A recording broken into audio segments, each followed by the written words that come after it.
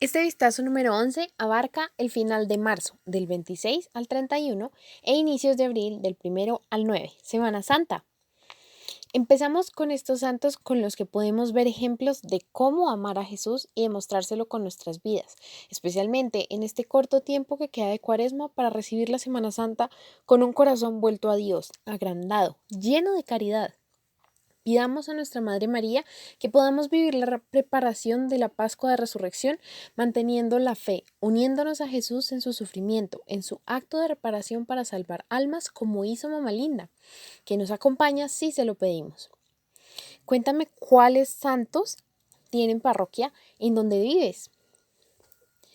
El 26 recordamos a San Cástulo, un cristiano que era camarero del emperador y que se ofreció a arreglar todo lo necesario para que se tuvieran servicios religiosos en el mismo palacio del emperador, ya que este lugar no se prestaba para investigación alguna, y también albergó a los cristianos en su propia casa para que tuvieran un sitio para reunirse. Luego, él y su amigo Tiburcio recorrieron Roma convirtiendo hombres y mujeres al cristianismo y llevándolos ante el Papa para que fueran bautizados. Posteriormente fue traicionado por un apóstata cristiano llamado Torcuato, haciendo que fuera llevado ante Fabiano, prefecto de la ciudad, llegando a ser cruelmente atormentado y después arrojado a un foso cubierto con arena. El 27 celebramos a San Juan de Egipto, un ermitaño que fue consultado por emperadores durante 5 días de la semana hablaba con Dios, pero los sábados y domingos las personas podían acercarse para oír sus instrucciones y consejos espirituales. San Juan no fundó ninguna congregación, pero se le considera como el padre de todos los ascetas, y cuando sus visitantes llegaron a ser tan numerosos, fue necesario construir más celdas para recibirlos. También fue especialmente famoso por sus profecías, milagros, su poder de leer los pensamientos y descubrir los pecados secretos de aquellos que lo visitaban. Murió con 90 años. El 28 está el beato Enrique Suso, alemán que a los 15 años fue admitido como religioso en el convento de los padres dominicos en Constanza, tomando el apellido de su mamá, porque su padre era borrachín. El demonio intentó disuadirlo y desanimarlo en consideraciones de prudencia humana, haciéndole ver que esa conversión era demasiado rápida y que no sería capaz de perseverar en el bien. Entonces le pidió al Espíritu Santo el don de consejo y la virtud de la prudencia y así logró perseverar. Ya saben que debemos pedirle ayuda al Espíritu Santo. Una iluminación del cielo le comunicó que, en vez de estas mortificaciones buscadas por él, debía más bien dedicarse a aceptar con buena voluntad los sufrimientos que Dios iba a permitir que le llegaran, desde interiores de duda y tentaciones hasta exteriores que lo acusaban de 1000 pecados, pero siempre pudo demostrar su inocencia. Esos fueron los retos más difíciles. Durante 37 años había recorrido campos y ciudades predicando. Había obtenido curaciones milagrosas. En pleno sermón vieron su rostro rodeado de resplandores. Luego le llegó otro sufrimiento. Su hermana, que era religiosa, perdió el fervor y se retiró de su comunidad.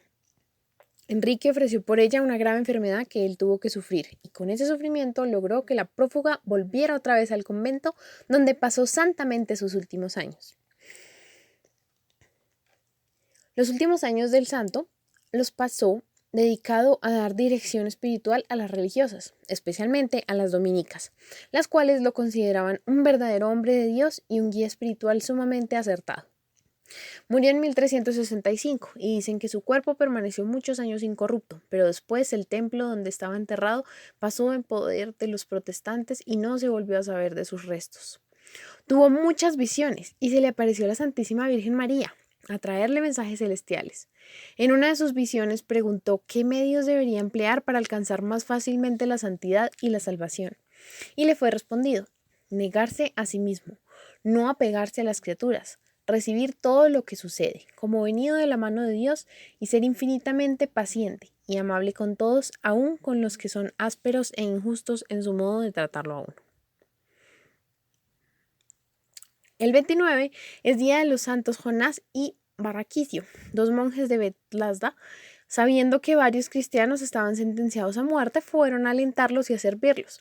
Después de la ejecución, los dos santos fueron aprehendidos por haber exhortado a los mártires a perseverar hasta morir. Ni con todos los tormentos que les dio el rey de Persia los hicieron dudar. El 30 celebramos a San Juan Clímaco, que recibió este apellido por un libro que escribió, Escalera para subir al cielo, lo cual en griego se dice clímaco. y es el compendio de todos los consejos que daba, pues el principal don que Dios le concedió fue el de ser un gran director espiritual. Nació en Palestina y se formó leyendo los libros de San Gregorio Nacianceno y San Basilio. ¿Los recuerdan? Mira el segundo vistazo para recordarlos.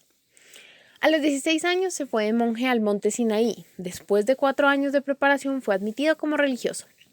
Pasó 40 años dedicado a la meditación de la Biblia, a la oración y a algunos trabajos manuales, y llegó a ser uno de los más grandes sabios sobre la Biblia de Oriente, pero ocultaba su sabiduría, hacía constantes ayunos, y de vez en cuando se entraba a una cueva a rezar por los pecadores, llorando al pensar en lo mucho que todos ofendemos cada día a nuestro Señor.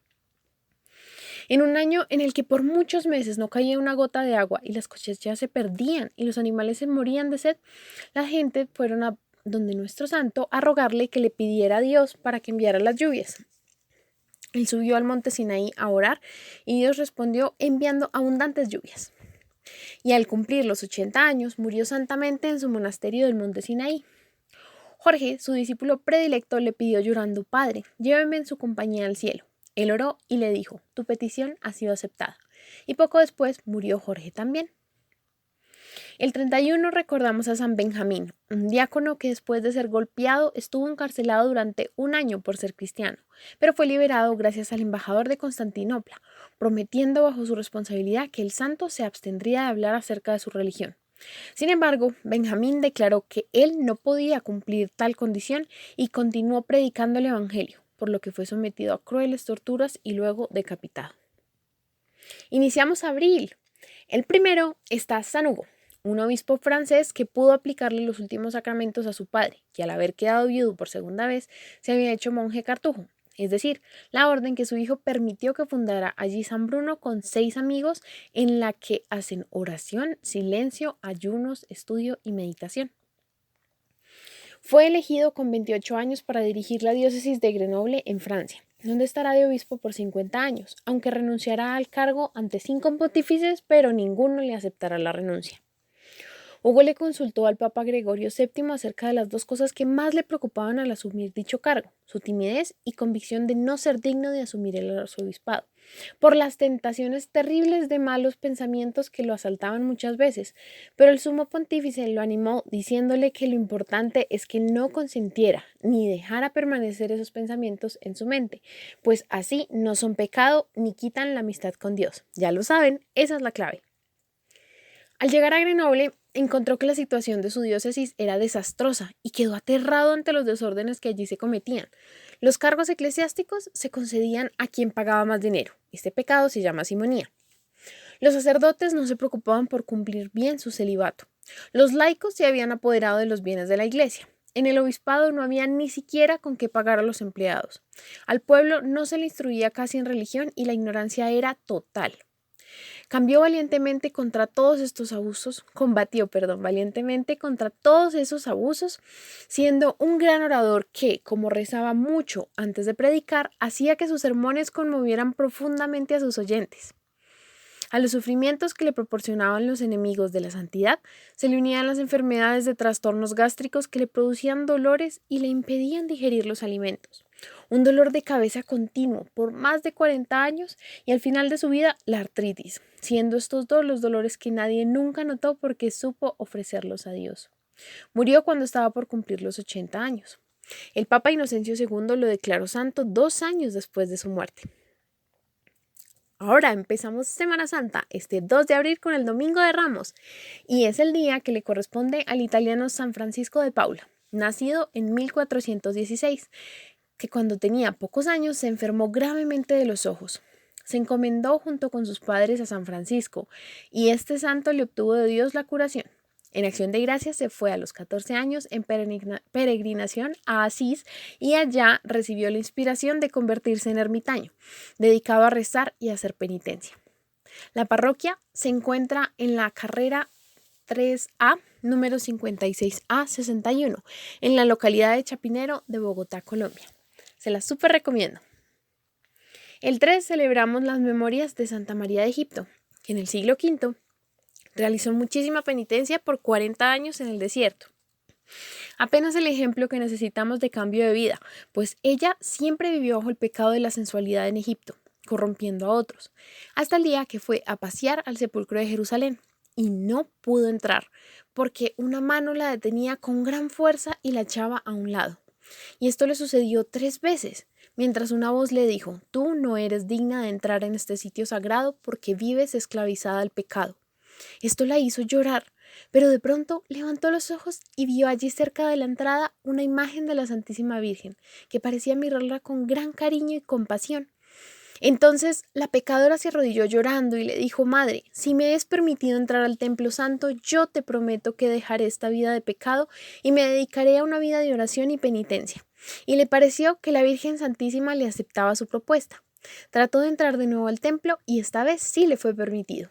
Allí lloró largamente y pidió por muchas horas el perdón de sus pecados. Estando en oración, le pareció que una voz le decía: en el desierto, más allá del Jordán, encontrarás tu paz. Allá fue donde un sacerdote la encontró, y así se enteró de su historia que ahora les cuento.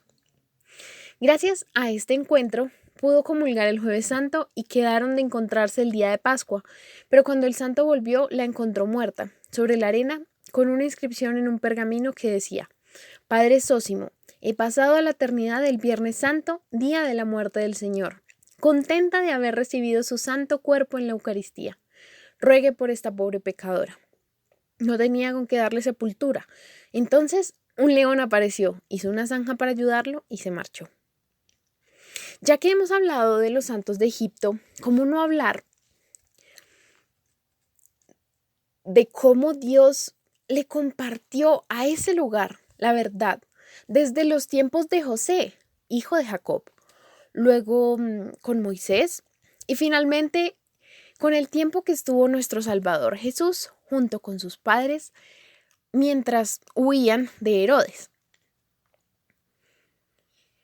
Para recordar a Nuestra Señora en este tiempo, en Bogotá contamos con la iglesia del barrio Egipto, que tiene unas pinturas espectaculares en el techo.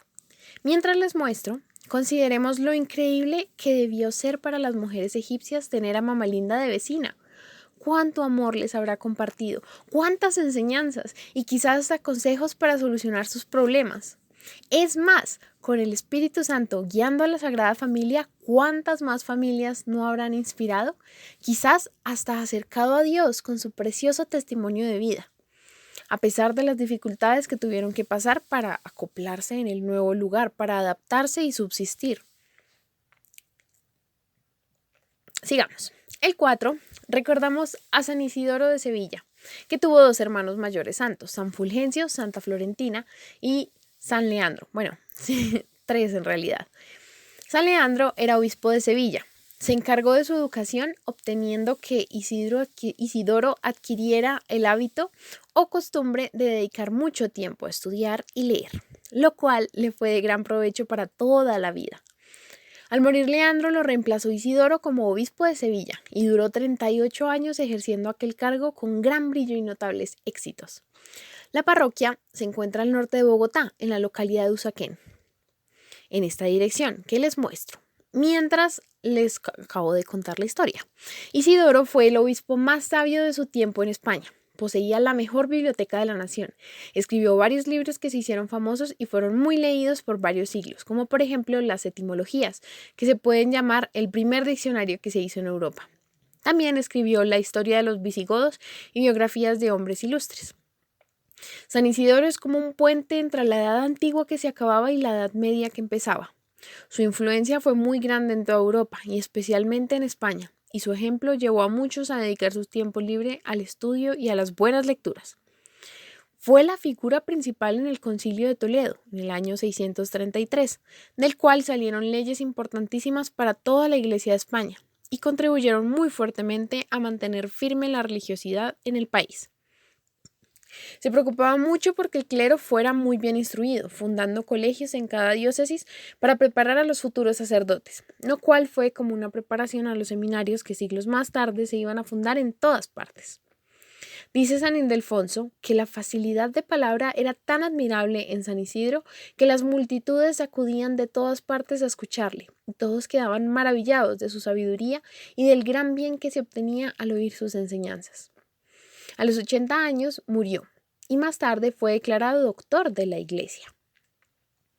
El 5 celebramos a San Vicente Ferrer, un español nacido en 1350 que aprendió la fervorosa devoción hacia Jesucristo y la Virgen María de sus padres, al igual que aprendió a tener un gran amor por los pobres y fue encargado de repartir las cuantiosas limosnas que la familia acostumbraba a dar. Eso hizo que amara ayudar a los necesitados y cada viernes realizaba mortificaciones en recuerdo de la pasión de Cristo y cada sábado en honor a la Virgen Santísima. Estas costumbres las ejerció durante toda su vida. La parroquia en Bogotá está en la calle 56A Sur, número 2829, la cual tiene entradas en diferentes alturas, permitiendo así una distribución de los feligreses como en un balcón, y el altar está en el centro, más abajo que todos, como pueden apreciar bajando un escalón. Súper particular. El 6 están los 120 mártires de Persia, cuyos nombres no sabemos, pero se registró que entre ellos había 9 vírgenes consagradas a Dios. El resto eran sacerdotes, diáconos y monjes que por negarse a adorar al sol fueron encarcelados durante 6 meses en prisiones sucias. Una rica y piadosa mujer llamada Yasnadocta les ayudó enviándoles alimentos y les regaló a cada uno un vestido de fiesta cuando ya iban a ser condenados, animándolos a dar su sangre por tan gloriosa causa. Luego de ser decapitados, Yasnadocta consiguió los cadáveres y los quemó para evitar que fueran profanados. El 7 conmemoramos a San Juan Bautista de la Salle, el fundador francés de los hermanos cristianos, que nació en Reims y murió en Rouen, las 2 ciudades que hizo famosa Santa Juana de Arco. Increíble. Su vida coincide casi exactamente con los años del famoso rey Luis XIV. Probablemente su existencia habría pasado desapercibida si se hubiera contentado con vivir de acuerdo a su clase social adinerada, sin preocuparse por hacer ninguna obra en favor de los necesitados.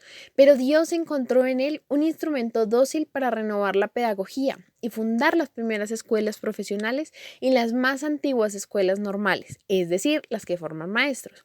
Y además fundó una comunidad religiosa que ha mantenido en los principales puestos en la educación en todo el mundo.